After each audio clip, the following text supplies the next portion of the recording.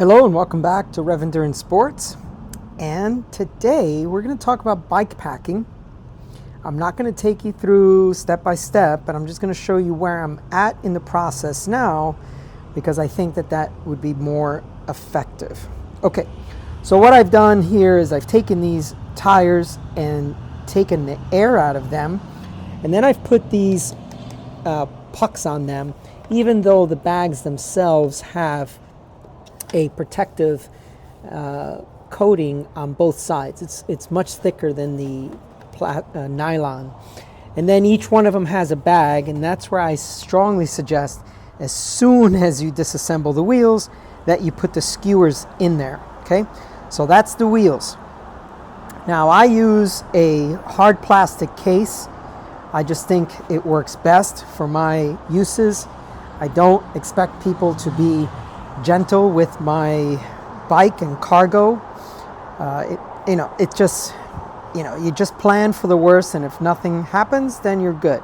Okay, so what I'm showing you here is the tubes of the bike wrapped in foam and then reusable zip ties. Now, reusable zip ties, why? One, mainly because I hate single-use plastics. For example, water bottles and things like that. It just irks me, right? So, in this case, now this zip tie, when I get to France, it's reusable, so I release it, and then when it's time to travel back, I use them again. So, single-use plastics is a thing for me that I do not like, but it just makes more sense, in my opinion.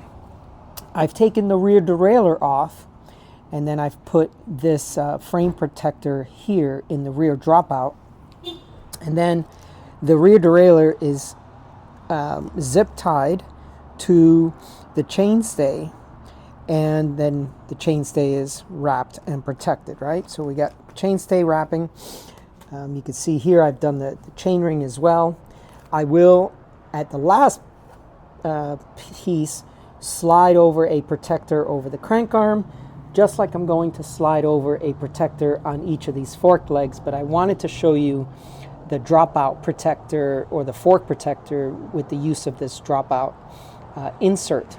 So once I'm off camera, I will take that out, put these two sleeves over each one of the fork legs, and then put the dropout protector in. Next thing, because this is an externally routed bike, it makes it a dream to pack. So for example, the dropout or the cable stop that's here on the bottom of the chainstay, I just pulled the cabling out, and that gave me a bunch of slack to do whatever I wanted with that rear derailleur. Same thing up front here. I just took the handlebar off and turned the stem backwards, zip tied it to the frame, turned the fork backwards. That way I would have more area here, which now I've got the handlebar here. Now I've got the handlebar zip tied to the fork, so that's not going to move. What you're looking for is, let's just say TSA decides to dig into this bike box, like what's in here. If they start moving things around, you want them that are not experienced bike packers, they're not mechanics, and they also have no care for your product, for your stuff, to repack the bike safely. So this bike, right now, if I were to pick this up, nothing would be dangling off of this. The front brake is right here, and it's zip tied to the handlebar. I disconnected it from the fork right here. So the brake is secure. The fork is going to be secure. The stem is secure. The frame pump is secure by these zip ties. The top tube and all the other tubes are protected. Chain rings as well. So the thing is, you just want your stuff to arrive where you're going without any damage. So steel, people ask me, well, why are you taking your Ritchie? You've got all these carbon bikes, you got your race bikes, and you got this and that. Well, because steel just travels very well. external cable routing, non-integrated bar and stem. This is a very easy bike to pack. It also is going to survive quite a bit of misuse and abuse by the TSA folks who open up the box, take a look, move things around, don't put everything back where you had it. You'll still get back with your bike in one piece with no cracks, no dents, no scratches as such. Now, one tip for success that I always recommend: when you start the job, put everything that you're going to take with you, or that you're going to put in the box, I should say, put it all right where you, before you start the job. Or if you've got the bike completely assembled, bring the complete bike and your box and put them in the same space. And when you leave that space, there should be nothing left behind. So I've got these side loader cages here, they're going to go in there. I've got my taillights in this package here. I've got my torque wrenches, my torque wrench and my quick ratchet to put the bike back together. I will take some extra zip ties because chances are, I don't know, maybe the TSA folks will cut the zip tie. I don't know, to look at something. The tools for disassembly, they're all in place. So as soon as I'm done with the disassembly, I'm about to close everything up, put everything in a bag and put it away. Here's another piece of foam, so that's going to go on top of this, and then the two wheels that are in these bags will go on that compartment. So essentially you have this eggshell type foam. So you have the hard plastic on the outside, eggshell foam frame, then one of these layers on top, then the wheels, and then one more foam layer. All right, so everything is sandwiched between these eggshell foam layers. So now here's the thing, I have a 50-pound weight limit. So this case, being a hard plastic case, weighs 23 pounds.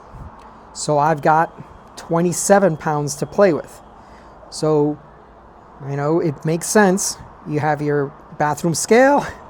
You stand on the bathroom scale with your bike box and see how much your empty crate, empty box, empty bike container weighs. Then pack your bike, loosely put the shell back on.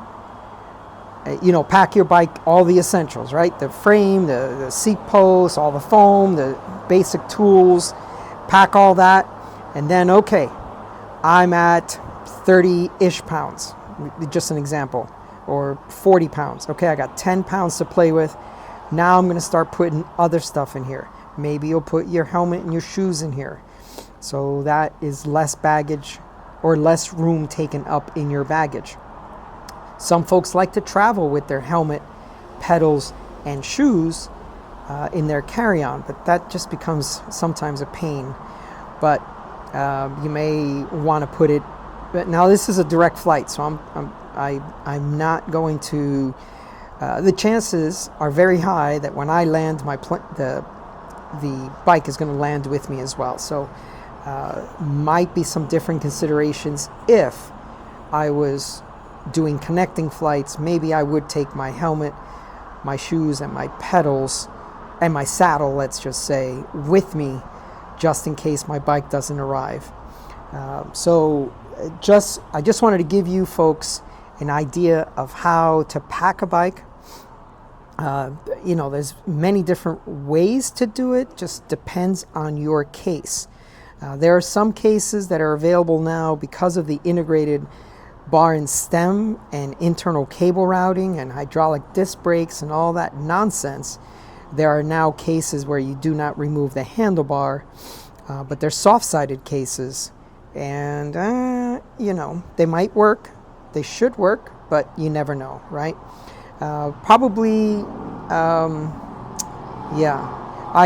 I've done some packing in some of those cases, and I should have done some videos on it, but I didn't. I think I'm going to wrap the shifters you know, just for why not. And but yeah, basically this bike is packed, ready to go. All I have to do is put those sleeves over the fork, put the I have another bag, foamy bag that's going to go over that saddle, and then zip tie that seat post saddle to the frame somewhere, and that's it. Okay, thank you so much for tuning in. Please like and subscribe. We'll see you up the road.